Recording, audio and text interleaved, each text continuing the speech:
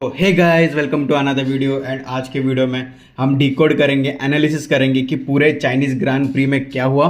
तो वीडियो के एंड तक पूरा देखना। एंड अगर आपको वीडियो पसंद आए तो चैनल को सब्सक्राइब करके जाना, बिकॉज मैं हर एक रेस का ऐसे डिकोड, एनालिसिस एंड क्या हुआ एंड क्या बेहतर हो सकता था ये मैं बताने वाला हूँ। तो वीडियो को एंड तक देखिए एंड आपका जो राय है, आप थॉट्स है, वो कमेंट सेक्शन में ज़रूर बताना। फर्स्ट हम क्वालिफाइंग की बात करेंगे कि Kimi Antonelli was first, George Russell फिर सेकंड थे, फिर Lewis Hamilton, Charles LeClair and फिर दोनों मैक्लेरेंस थे, फिर पियर गैस्ली थे, फिर मैक्स वर्स्टैपेन थे एंड सो ऑन। तो क्वालिफाइंग जो है, तो जो P1 है वो किमी एंटोनेली के पास था एंड P2 जॉर्ज रसल के पास था। तो रेस स्टार्ट होने से पहले मुझे ऐसा लगता है कि मैक्लेरन के साथ कुछ तो कॉन्स्पिरेसी हुई है। वो तो अभी पीठ पीछे पता नहीं क्या हुआ है, बट रेस स्टार्ट होने के कुछ सेकंड पहले दोनों मैक्लेरेंस डिड नॉट स्टार्ट। पता नहीं कुछ कॉन्स्पिरेसी थ्योरी है, बिकॉज दोनों का जो इंजन है, जो दोनों का पावर यूनिट में दिक्कत आई, स्पेशली द इलेक्ट्रिकल पार्ट। तो भाई एंड ये वैसा ही हुआ जैसे कल जॉर्ज रसल का क्वालिफाइंग में Q3 में एक्चुअली जो दिक्कत आई, वैसी दिक्कत आई, बट पता नहीं क्या हुआ, अभी आगे जाके पता चलेगा। बट मोस्टली जो है वो इलेक्ट्रिकल इशू यही बता रहे हैं। मोस्टली आप ये देख सकते हैं कि क्या क्या इलेक्ट्रिकल इशू हो सकता है। मोस्टली मुझे लगता है कि MG UK में ही प्रॉब्लम होगा, बिकॉज अगर वो एनर्जी हार्वेस्ट नहीं कर पा रहा है प्रॉपरली तो उधर ही मेन दिक्कत आ जाती है। बाकी ये चांसेस है कि ये दिक्कतें जो है वो मैक्लेरन को आ सकती है। एंड क्या एक पूरा टाइमलाइन था पूरा मैक्लेरन का, वो भी आप देख सकते हैं कि किसको क्या दिक्कत आई, तो वो भी मैंने डाल के रखा है। तो अगर आपको इंटरेस्ट है तो आप वीडियो को पॉज करके यहाँ पे देख लेना। फिर हम बात करते हैं सीधा रेस की। तो भाई जो टर्न 1 था ऑफ लैप 1, तो दोनों फरारी एकदम ऐसे स्काई रॉकेट के जैसे शूट हो गए थे।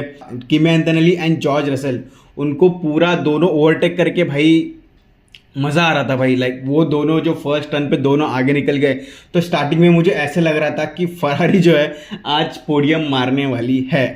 एंड जो मर्सिडीज के जो दो ड्राइवर्स है, Kimi Antonelli and George Russell, तो जैसे जैसे फर्स्ट लैप खत्म हुआ वैसे वैसे किमी एंटोनेली जो है वो ओवरटेक करते जा रहे थे चार्ल्स लेक्लेयर एंड हैमिल्टन को।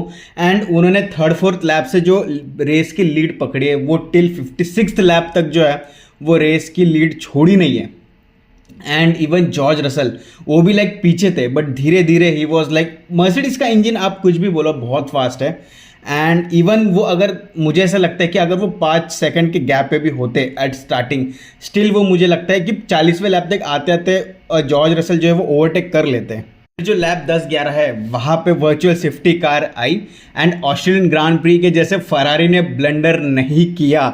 भाई जो फरारी फैंस है वो तो इतने खुश हो गए होंगे कि भाई फरारी ने जो है वो भी पिट लिया एंड ब्लंडर नहीं किया। बाकी कुछ प्लेयर्स जो थे Alpine, Haas, Audi and Racing Bulls के, उन्होंने जो है वो पिट नहीं लिया। एंड दे वाज लाइक कि उन्होंने हार्ड टायर से, तो वो लोग लाइक ऑप्टिमिस्टिक थे कि चलो उन्होंने स्टार्ट ही हार्ड टायर से किया था, तो उनको लगा कि आगे जाके जो है वो फिर से वर्चुअल सेफ्टी कार आएगी। एंड अच्छा हुआ इस बार फरारी ने जो है वो वैसा वाला ब्लंडर नहीं किया। फिर जो मर्सिडीज को भी पावर इशू आए थे एट द लैप 19-20, ऐसे जॉर्ज रसल ने जो है उन्होंने बोला कि उनकी गाड़ी में ये इशू आ रहा है। किमी एंटोनेली भाई पूरे रेस में एकदम स्मूथ थे भाई, वो पीछे देख ही नहीं रहे थे। मतलब रेस स्टार्ट होने के 5-6 लैप बाद मुझे ऐसा लग रहा था कि वो मन में सोच लिया था बंदा कि भाई मैं रेस जीत गया हूँ। And he was like playing like a champion. And मुझे जो है सबसे बुरा ये दो ड्राइवर्स के लिए लग रहा है कि भाई ऑस्कर पियास्ट्री ना ऑस्ट्रेलियन ग्रांड प्री में स्टार्ट ले पाए एंड ना चाइनीज़ ग्रांड प्री में स्टार्ट ले पाए। एंड जो मैक्स वर्स्टैपेन है वो ऑस्ट्रेलियन ग्रांड प्री में वो अच्छा परफॉर्म नहीं कर पा रहे थे। एंड चाइनीज़ ग्रांड प्री है उसमें वो अच्छा परफॉर्म कर रहे थे, बट एट द एंड जाके क्या वो मैं आपको बताता हूँ। बट लाइक इनका भी मुझे देख के भाई बुरा ही लग रहा है।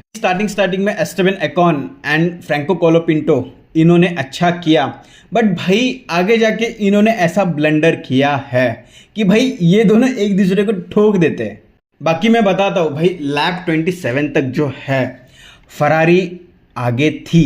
लाइक फरारी दोनों फरारी पोडियम आ सकती थी।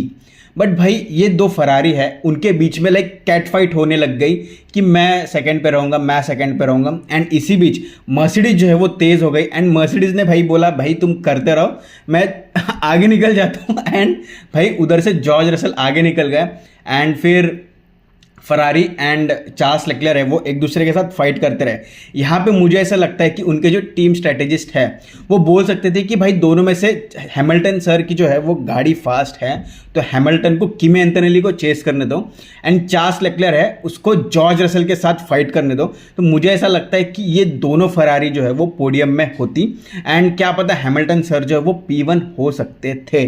अब मुझे नहीं पता कि उनके माइंड में क्या चल रहा था, ये दोनों के माइंड में क्या चल रहा था भाई, बट इसके बीच में मर्सिडीज को फायदा हुआ, ये हम सब ने देखा। आफ्टर 27th लैप जो फ्रैंको कोलोपिंटो थे वो पिट में गए थे एंड एस्टेबन एकॉन जो है उन्होंने आके पीछे से ठोका एंड भाई एस्टेबन एकॉन की गलती थी एंड उनको पेनल्टी मिली। भाई फिर एट लैप 37 भाई ये लोग फिर से फाइट कर रहे थे भाई, मुझे ऐसा लग रहा था कि भाई ये लोग भाई कोई और उनको ओवरटेक ना करता जाए, या सबसे बड़ा डर पता है क्या लग रहा था एट लैप 37 कि ये एक दूसरे को ठोक के दोनों DNF ना हो जाए। ये सबसे गंदा डर मुझे लग रहा था इन फरारी के, मतलब जो भी फैंस है उनको भी लग रहा होगा एंड मुझे भी लग रहा था कि भाई ये क्या हो रहा है करके। भाई बस ठोको नहीं, तुम करो फाइट, तुम अपनी पोजीशन लूज करो, बस ठोको नहीं और भाई अपनी पोजीशन लूज मत करो। एंड वैसे ही लैप 37 फिर लैप 40 तक भाई ये लोग फाइट कर रहे थे। जो लैप 42 है उसमें जो है इनके स्ट्रैटेजिस्ट है उनको याद आया अब देख लो भाई, अब तुम थोड़ा सा गैप रख लो।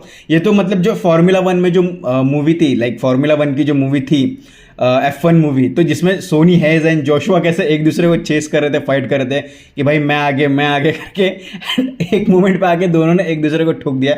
भाई ये प्रॉपर F1 मूवी जैसा सीन हुआ था। बट भाई चलो ठीक है, एक दूसरे को ठोका नहीं एंड हैमिल्टन सर ने बोला कि थोड़ा सा ठोका था but it was nothing major. At lap 46 तक जो है, मतलब 45 तक जो है वो मैक्स वर्स्टैपन ने नीचे से स्टार्ट किया था but he was like chasing. भाई मैक्स वर्स्टैपन भी पूरा एकदम ऐसे पूरा ग्रिड घूम के ही आ रहे थे, कभी लैप 12, कभी 13, कभी 5, but still he was fighting for the 5th position with Oliver Beermen and वो फाइट लाइक 2 सेकेंड का भी गैप था, मतलब 2 सेकेंड का ही गैप था। एंड भाई उनके पावर यूनिट में दिक्कत आई, तो उनके पावर यूनिट में क्या क्या दिक्कत आ सकती है, लाइक मोस्टली MG UK का ही दिक्कत होगा या कुछ और भी हो सकता है, वो अभी बाद में पता चलेगा। बट ये जो दिक्कत है मोस्टली यही दिक्कतों में से कुछ ना कुछ तो आती है, तो पता नहीं क्या है। बट हाँ, अब खुद को कुछ इंटरेस्ट है तो आप ऐसे पॉज करके देख सकते हो कि भाई किमी एंटोनेली, भाई जब ये बंदा रेस जीता he was literally crying and like देख के मज़ा आ गया कि मर्सिडीज ने क्या बंदे को कार दी है एंड किमी एंटोनेली जो है वो प्रॉपर उस कार का यूटिलाइज कर पा रहे हैं and he is driving like a champion and भाई मज़ा आ गया देख के। Kimi Antonelli I guess after 1920 years Italian से कोई पोडियम मारा है एंड लाइक P1 मारा है एंड मज़ा आ गया, like he just 19 years old and he has achieved great Heights. भाई मज़ा आ गया देख के। बाकी Oliver Beermen and Carlos Sainz, भाई कार्लोस साइंज ने भी बहुत नीचे से स्टार्ट किया and he has gain the points and alpine, भाई गैसली एंड कोलोपिंटो इन्होंने भी अच्छा काम किया है। बाकी कैडिलैक एंड ऑडी भाई वो लोग तो काफ़ी सफ़र कर रहे, तो उनके बारे में बात करके कुछ इतना है नहीं बनता। ये आप देख सकते हैं कि Oliver Beermen, गैसली, Liam Lawson and Isaac हजर, फिर कार्लोस साइंज एंड फ्रैंको कोलोपिंटो इन्होंने भी अच्छा परफॉर्म किया है। इनकी गाड़ी में भी इशू है but they didn't loose and उन्होंने भी अच्छा फाइट किया है एंड उनको भी आखिर में पॉइंट मिला है। बाकी यार आई एम सच बताओ तो ऑस्कर पियास्ट्री फैन, तो मुझे ऑस्कर पियास्ट्री को 2 रेस में कंटिन्यूस DNF देखने में भाई थोड़ा सैड तो लग रहा है, बट ठीक है कोई बात नहीं, होप फॉर द बेस्ट। अब जापानीज ग्रांड प्री में कुछ ना कुछ तो मैक्लेरन, भाई अभी 2 हफ्ते का गैप है तो अभी देखते हैं कि भाई मैक्लेरन कैसे करती है। बाकी पूरे जो रेस है उसके सबसे बेस्ट मोमेंट में बताता हूँ मुझे क्या लगा कि भाई लुइस हैमिल्टन सर का जो है वो पोडियम लाइक 2024 के लास वेगस के बाद जो है उन्होंने उसके बाद आज पोडियम मारा है एंड भाई वो एक सबसे बेस्ट मोमेंट था।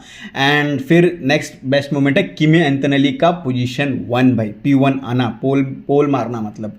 एंड सबसे बैड मोमेंट मुझे ऐसा लगता है कि भाई मैक्लेरन कुडंट स्टार्ट। भाई मेरे लिए मैक्लेरन थोड़ा है भाई, सॉफ्ट कॉर्नर है फॉर ऑस्कर पियास्ट्री मोस्टली, एंड फिर मैक्लेरन के लिए, एंड उसके वजह से जो है थोड़ा मेरे लिए सैड है। एंड उसके बाद मैक्स वर्स्टेपन के लिए भाई हमेशा सैड मुझे लगेगा ही, क्योंकि वो बंदा रेस में होता है ना तो हमेशा एक फेयर मोमेंट होता है कि भाई ये बंदा आगे निकल जाएगा, बट आज मुझे ऐसा लगा नहीं। बाकी मुझे ऐसा लगता है कि फरारी को जो है वो जो फास्टेस्ट कार है उसको किमी एंटोनेल्ली को चेस करना, एंड चार्ल्स लेक्लेयर एंड जो स्लोएस्ट कार है उसको जॉर्ज रसल को डिफेंड करना, या वैसे अगर कुछ होता तो मुझे लगता है कि रिजल्ट कुछ और होता।